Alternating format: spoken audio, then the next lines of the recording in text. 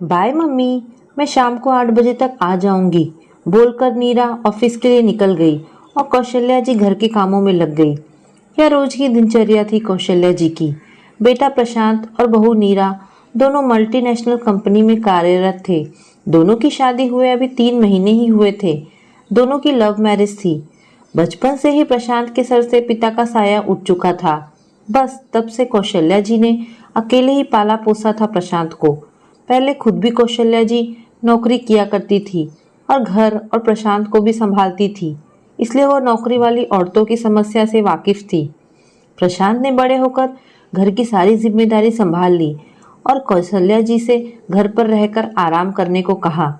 जो इंसान कभी खाली ना बैठा हो, उसे आराम करना कहाँ पसंद आता है। कौशल्या जी ने घर पर रहकर भी व्यस्त रहने का जुगाड़ कर लिया। उन्हें खाना बनाना बहुत पसंद था।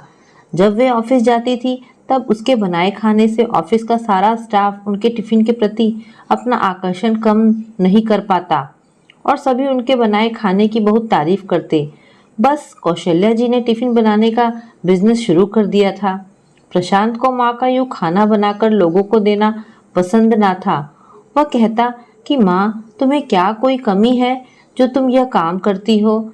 इस पर कौशल्या जी कहती कि वे व्यस्त रहना चाहती हैं बस, और बदले में अगर 2 पैसे भी मिल जाते हैं तो क्या बुरा है। नीता के आने के बाद भी कौशल्या जी पूरे घर का काम अकेले ही संभालती और उनका हुनर भी बरकरार था।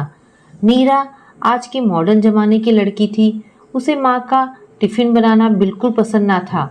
एक दिन वह बोली, माँ, आप अपने आप को व्यस्त रखना चाहती हैं, इसमें कोई बुराई नहीं है, मगर काम तो कोई स्टैंडर्ड चुनती।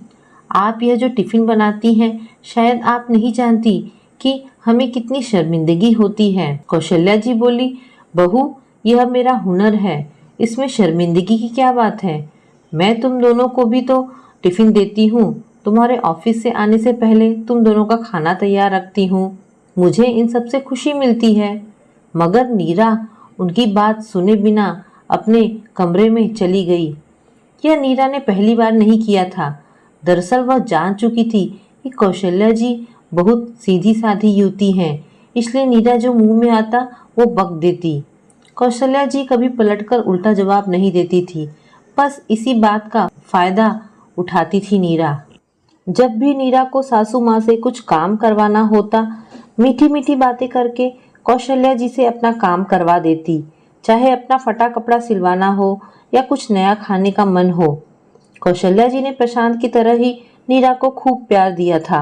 हाँ, बदले में नीरा उतना प्यार कौशल्या जी से कभी ना कर पाई। नीरा आज अपनी कुछ सहेलियों को घर लाई थी। कौशल्या जी ने उनको आदर के साथ बिठाया और नाश्ता लाने अंदर चली गई। नीरा की सहेली उर्मिला बोली, वाह नीरा, तेरे तो मजे हैं, ऐसी गाय जैसी सास मिली है तुझे। और सभी ठहाके लगाकर हंस पड़े। नीरा बोली, हाँ, मैं बहुत लक्की हूँ सास के मामले में। हर जगह सास बहू को सुनाती है, मगर मेरे केस में उल्टा है। यहाँ मैं मेरी सास पर भारी पड़ती हूँ। देखा ना, मैं कैसे आराम से बैठी हूँ और वह रसोई से नाश्ता लाने गई हैं। आज कौशल्या जी को अपने कानों पर विश्वास नहीं हुआ। उन्होंने नीरा को बेटी से बढ़कर प्यार दिया, मगर बदले में बस इस घर की एक नौकरानी बनकर रह गई थी। कौशल्या जी जैसे ही बाहर आई, सभी चुप हो गए। कौशल्या जी ने नाश्ता और चाय टेबल पर रखा और बोली, लेडीज, मैं खुद पहले जॉब कर चुकी हूँ और आज घर पर टिफिन बनाने का काम करती हूँ। मीरा काम से थक जाती होगी, यही सोचकर मैं हमेशा उसका सारा काम हंसी खुशी कर लेती हूँ। मैं बेटे बहू के पैसों पर बिल्कुल आश्रित नहीं हूँ।